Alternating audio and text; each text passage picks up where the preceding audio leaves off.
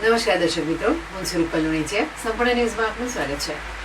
Deesa Palanpur national highway પર રાત્રે hit and રનની ઘટના સામે આવી છે. રોડ ક્રોસ કરી રહેલ રાહદારીને અજાણ્યા વાહન ચાલકે ટક્કર મારી ફરાર થઈ જતા રાહદારીનું ઘટના સ્થળે કરુણ મોત નીપજ્યું છે. ડીસા પંથકમાં છેલ્લા એક અઠવાડિયાથી અકસ્માતોની ઘટનાઓમાં નોંધપાત્ર વધારો થયો છે, જેમાં આજે રાત્રે ડીસા પાલનપુર નેશનલ હાઈવે પર હિટ એન્ડ રનની ઘટના સર્જાઈ છે. ડીસાના ભણ પાસે રહેતો જીવા તગાભાઈ વાદી નામનો 40 વર્ષીય યુવક રોડ ક્રોસ કરી રહ્યો હતો. તે સમયે પૂરપાટ ઝડપે પસાર થઈ રહેલ અજાણ્યા વાહન ચાલકે યુવકને ટક્કર મારી ફરાર થઈ ગયો હતો. અકસ્માતમાં રોડ પર પડકાતા જીવાને ગંભીર ઈજા પહોંચતા તેનું ઘટના સ્થળે જ કરુણ મોત થયું હતું.